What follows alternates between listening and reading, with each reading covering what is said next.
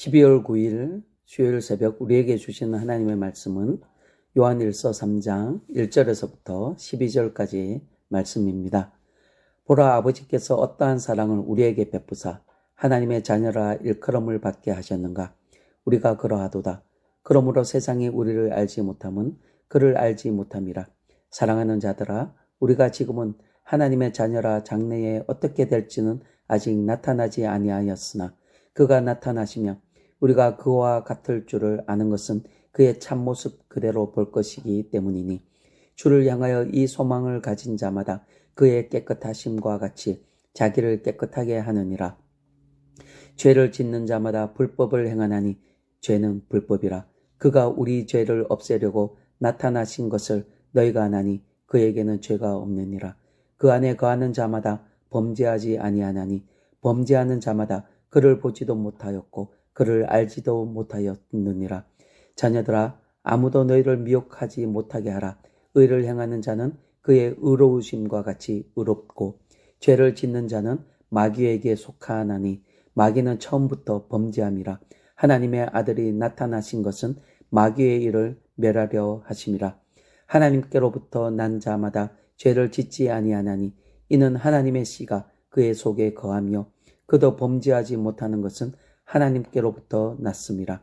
이러므로 하나님의 자녀들과 마귀의 자녀들이 드러나나니 무릇 의를 행하지 아니하는 자나 또는 그 형제를 사랑하지 아니하는 자는 하나님께 속하지 아니하느니라. 우리는 서로 사랑할지니 이는 너희가 처음부터 들은 소식이라.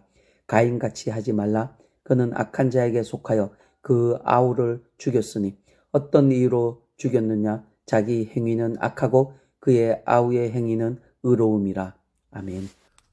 오늘 요한 1서 3장은 세상과 성도의 차이점이 무엇인지를 말씀하고 있습니다.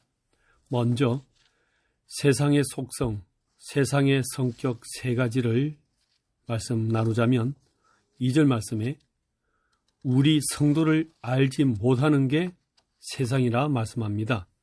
왜냐하면 하나님을 모르기 때문에 우리를 또한 모릅니다. 그래서 공격하고 속이고 덤비고 하고 있다는 것입니다. 두 번째는 7절에 성도를 미혹하고 있다 이렇게 말씀하고 있습니다. 하나님을 모르는 만큼 우리를 향하여 늘 미혹하고 하나님을 대항하던 마귀의 속성대로 우리를 향하여 대항하고 하나님의 형상인 우리를 향하여 미혹시키고 넘어뜨리려 하는 것이 이 세상이라고 말씀합니다. 세 번째는 이 세상은 마귀라는 박쥐를 보내어서 우리에게 공격하고 있다고 설명합니다. 12절 말씀에 가인같이 하지 말라. 저는 악한 자에게 속하여 그 아우를 죽였다 기록합니다. 마귀의 자녀 모델로서 이 가인을 제시하고 있습니다. 이 가인은 동생 아벨의 의로움을 시기해서 죽여버림으로 자기 자신이 마귀에게 속하였음을 스스로 입증하고 있습니다. 요한 당시에 이단 종파인 영지주의자들은 채식주의자들이었습니다. 요한은 그들에게 고기를 드린 아벨의 제사는 연락되고 농산물을 드린 가인은 거부되었다는 사건을 제시함으로써 율법적인 채식주의자보다는 사랑의 계명에 의해서 순종하는 이것이 더 중요한 것을 우리에게 보여주고 있습니다. 그러면 성도, 우리들의 속성 네 가지를 보면 1절 말씀에 하나님의 사랑을 베푸시어서 하나님의 자녀가 되었다 설명하고 있습니다. 왜 우리가 하나님의 자녀가 되었을까요? 구원받고 하나님의 인도를 받아 누리는 이 특권을 어떻게 누리게 되었을까요? 그것은 사랑 때문입니다. 조건이 없습니다. 그냥 하나님이 사랑하셨기 때문에 우리를 자녀 삼아 주셨고 십자가 예수님을 통해서 속죄함을 주셨던 것입니다. 두 번째 속성은 2절 말씀에 장래에 예수 그리스도와 같이 된다는 것입니다. 이 의미는 그날에 우리가 새 사람을 입고 주와 같은 영광의 몸으로 변하게 되어서 주님과 같은 형체로서 주님과 같이 된다는 것을 의미하고 있는 위대한 소망을, 위대한 종말을 우리에게 알려주고 있습니다. 세 번째는 8절 말씀에 마귀의 일을 멸하시는 예수님의 능력을 입었다, 이렇게 설명하고 있습니다. 그래서 우리는 죄를 짓지 않고 하나님 앞에서 의롭게 은혜롭게 살아갈 수가 있는 그 이유가 마귀의 일을 멸하신 예수님의 능력 때문이라고 설명합니다. 9절 말씀에 하나님께로부터 난 자마다 죄를 짓지 아니하나니 이는 하나님의 씨가 그 속에 거함이요 그도 범죄하지 못하는 것은 하나님께로부터 났음이라 기록합니다. 어떻게 죄를 안 지을 수가 있습니까? 어떻게 범죄하지 못할 수가 있습니까?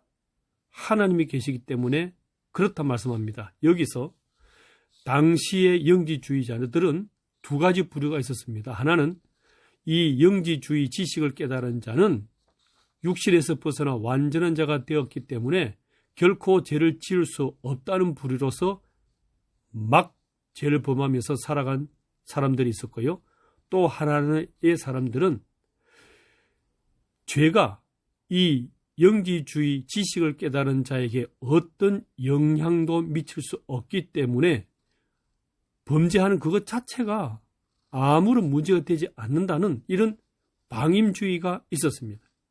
그래서 요한은 이 영지주의자들에 대해서 누구나 범죄함을 역설하고 있고, 또한 이 영지주의자들은 범죄하지 않는 자들이 아니라 하나님 앞에서는 다 죄인인 것을 역설적으로 말씀하고 있습니다.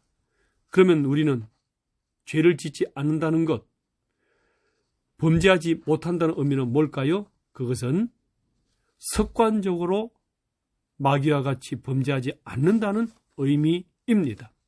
왜요? 하나님의 씨가 우리 안에 거하기 때문에 범죄하지 않는다고 말씀하고 있습니다. 하나님의 씨라는 것은 곧 세 가지 의미가 있습니다. 말씀, 복음, 성령님, 이 세 가지 중에 하나로 해석해도 괜찮습니다.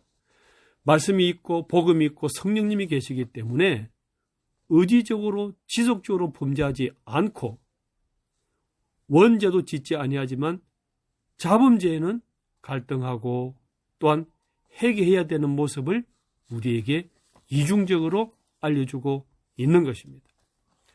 정리하자면 이 땅을 살아가는 나의 자세, 우리의 자세는 뭘까요?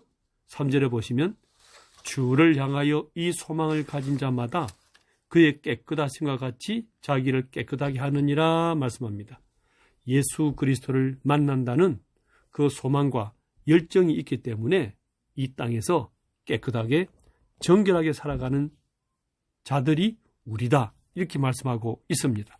두 번째는 10절 말씀에 사랑과 의를 행하는 가치관으로 살아간다, 이렇게 설명하고 있습니다. 나도 모르게 사랑을 행하고 싶고 베풀고 싶고 의를 행하고 싶고 하나님을 기쁘시게 하고자 하는 이러한 신앙의 마음이 왜 오느냐? 하나님의 자녀이기 때문에 그런 것이고요. 하나님의 씨가 우리 안에 있기 때문에 그렇게 의롭고 사랑을 베푸는 삶으로 살아가는 가치관이, 그 난로가, 그 불씨가 우리 안에 있기 때문에 그렇다고 말씀하고 있습니다. 오늘 하루도 우리는 말씀, 복음, 성령님 붙잡고 사랑과 의를 행하며 이 땅에서 정결하게 살아가는 우리 연제교회 모든 성도님 다 되시기를 예수님 이름으로 축복합니다.